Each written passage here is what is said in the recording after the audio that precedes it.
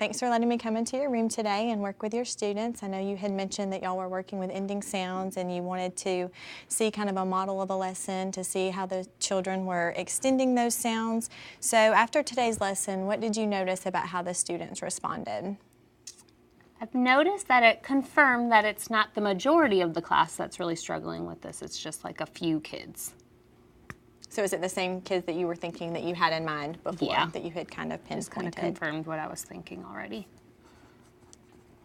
So as you observed the lesson, what were your impressions as to how the lesson went overall? I feel like it went well, and that several of them picked up on how they could change that last letter to make a new word and build from there.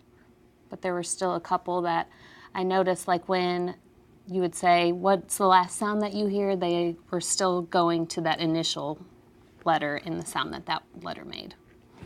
So in our planning conversation, we had talked about how you were going to create a T-chart to collect some data, and you were going to look for certain things. You were going to write down maybe the language I used and some of the things that I was saying and doing, and then also what the students were saying and how they responded. So after collecting that data and looking at that T-chart, what are you noticing about that data that you collected? It really made me notice how Belinda's really struggling with that identifying of, or the difference between that last sound and then that beginning sound. So is she one of the ones that when you asked for the last sound, she would, or when I asked for the last sound, she would say the beginning sound? Yeah, like still? in cup, you would say, she immediately said that "k" Okay. instead of the P. Was there anybody else that you noticed specifically that you're thinking about? Elijah also kind of, he didn't really participate, so it was hard to really know what he was thinking at that time. Okay. But So maybe we can take a closer look at him and see.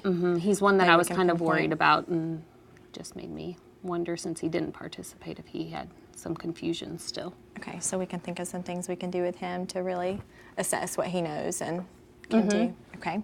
Is there anybody else? And then Feliciano, he's another one that kept jumping to that beginning sound rather than the ending. Okay. So how do you think my use of the manipulatives in that activity influenced the student's ability to think about ending sounds, or did it?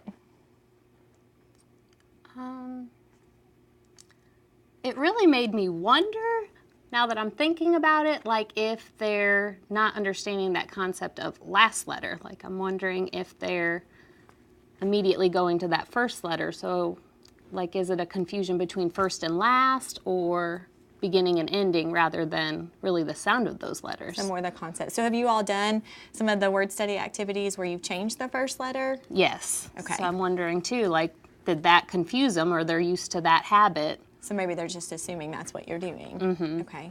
So that's a good thought to keep in mind. Maybe it is that they're not hearing those ending sounds and they're hearing the beginning, or it might be that they're confusing that concept of first and last. Yeah, like that Beginning and language ending, yeah. piece of really what those words mean. So what other sources of data or information or behavioral notes have you collected that might help inform us what these students really do have under control so we can pinpoint where their work is? I have some of their writing samples from Writer's Workshop that I think we can really Can we take see a look whether at those they're and looking. see? Yeah. Here's Belinda's. So as we look, are they hearing and recording ending sounds, or where are they as far as that goes? They're definitely at that beginning sound. They have that, and then some ending, and then missing just a few. on Okay. some. So there's definitely the beginning, some middle, and then some ending. So that's pretty consistent with what you were noticing. So it seems like this is a logical next step for these kids, is to really gain control of that ending sound. So why would it be important for them to understand these ending sounds and be able to hear and record those? We want their reader to be able to read their stories, to understand what they're trying to get, like to get their message across from their writing. Yeah, so whoever's reading it has to be able to make out what the words are so that it makes sense. Why else might it be important, or when else might it help them to have control over those ending sounds? In their reading, I mean, if they're always just looking at that beginning part, they're not going to necessarily say the right word just if it starts the same way. And I would imagine, so what are the text types of the books that they're reading right now? Are they having to look through to ending sounds? Yes. Okay. So can you tell me a little bit about the books that they're reading and how that would help them? Several of them are reading in one of my lower guided reading groups. So they're at that point of like having to put everything together. They can't just hold on to the picture clues or like what their So no their longer thoughts can they are. just look Yeah, at that first that word pattern. and know it's Yeah. dog. It might be dog or doll, so they have to distinguish and look at those beginning sounds. Okay. So what might be some next steps to help refine their understanding of these ending sounds? I'm really thinking about sound boxes, and that way they have those different areas that they could push their letters into. So that might be some small group work you're thinking about? Okay. Yeah, definitely small group work and pulling those kids by themselves. Even some word work at the end of guided reading, maybe? Yeah, absolutely. Are there any other ideas you have as far as some specific things you could do with them? I like the sound boxes idea. I think that would help isolate the beginning, middle, end sounds. And even incorporating that into a writer's workshop when I conference with them to help them really think and listen for those every part of the word. And how could they use kind of what our whole group lesson, where could you incorporate that into Reader's Workshop where they could actually practice that and use that on a daily basis? In addition to their reading and writing, where else could they use that? At ABC Station, Okay. for sure.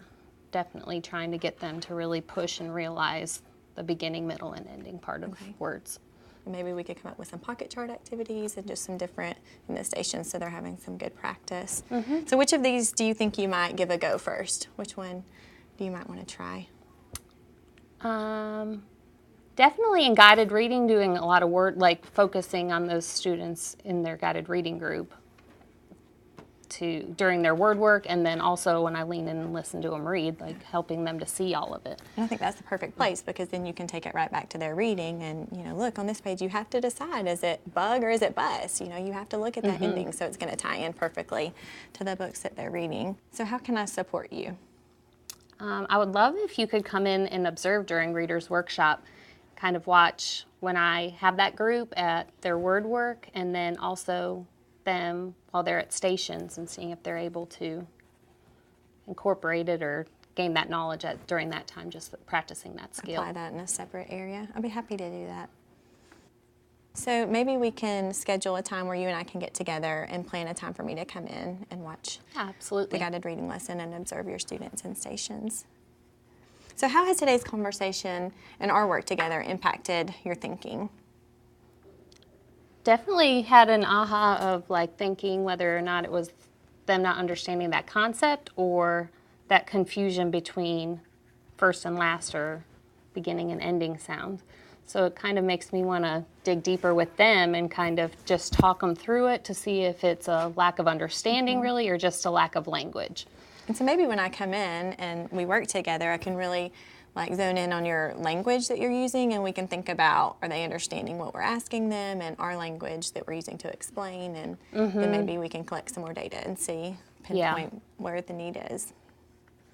So is there anything else you're thinking differently about? Definitely, I really like the way that you use the pictures along with the magnetic letters, because that picture support really, I feel like, made them think more besides just being told kind of what to change at the ending. And then really liked how they were able to just go up and move just that ending letter and how you kept those first two letters together so that they really could just see that it was just that last sound that we were changing. And sometimes it's that clear, most easiest, simplest example that helps them understand the task and what we're asking them to do. So the simpler we make it, sometimes they get it better that way.